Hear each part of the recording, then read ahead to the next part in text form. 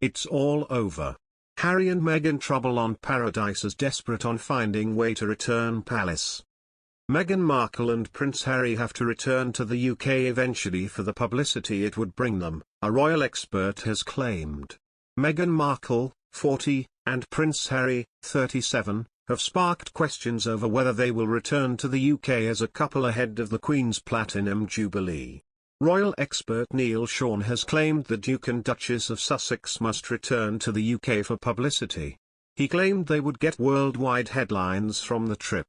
Speaking on his YouTube channel, Mr. Sean said, "I do think Meghan and Harry know themselves they cannot simply turn their backs on the UK because it's lucrative as a brand, as a company, as a couple. They need to return here because they get worldwide headlines, where they're staying, what they're doing, who they're meeting. We saw that recently Prince Harry teamed up with his cousin Princess Eugenie at a Superbowl game." He went on to claim, "Meghan Markle will be returning to the UK we do believe at some point this year." However, royal commentators believe Meghan has moved on from her royal life after her appearance on The Ellen Show. The Duchess took part in a prank during which Ellen DeGeneres told her to carry out embarrassing tasks in front of unsuspecting vendors in November last year.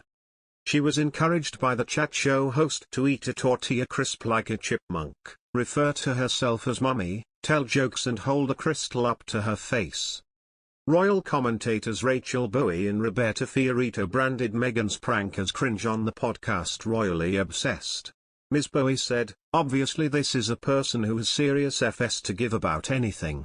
I feel like she knows what she's doing in a way that is kind of rubbing the tabloids' face in the mud about this. She knows they are going to latch on to anything she does.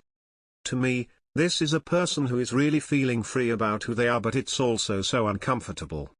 Ms. Fiorito added, "I immediately compare this to Harry going on James Corden's show pre-Oprah. When Harry had those comedian parts, it felt like a spoof of his old life. He was showing off his military expertise, he was sipping high tea on a double-decker bus, it was an homage to his royal roots. But with Meghan on Ellen, there were no royal references made. I felt that was a choice. Meghan is moving on from that and she doesn't have to be serious."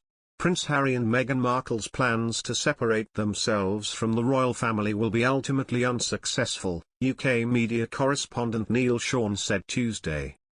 Appearing on Fox and Friends with hosts Steve Duchess, Ainsley Earhart, and Brian Kilmeade, Sean said that he doesn't believe the news of the Duke and Duchess of Sussex's intentions to step back as senior members has gone down particularly well. Queen Elizabeth II responded to their request on Monday in a statement, writing that she had had very constructive discussions and that she was entirely supportive of Harry and Meghan's desire to create a new life as a young family. "Although we would have preferred them to remain full-time working members of the royal family, we respect and understand their wish to live a more independent life as a family while remaining a valued part of my family," she continued. The Queen said there are still issues to be resolved, but she wants the issue completed within days. "You know, when you think about it, the Queen herself, Her Majesty the Queen has done a tremendous job, as we know," Sean remarked. "She has been incredibly welcoming to this lady. You can take sides all you want, but she has really gone out of her way to make Meghan feel welcome." He told the Friends host that he believes any backlash Britain has received for being potentially unwelcome and racist is a little unkind. "I think, while Harry is to blame, I would tell everyone that I think Harry, for me personally, is a very weak-willed type of guy," said Sean. "And, I think Meghan disappearing with the dogs, the baby, and going off to Canada, not facing the music, that's not a very 21st century woman, is it?"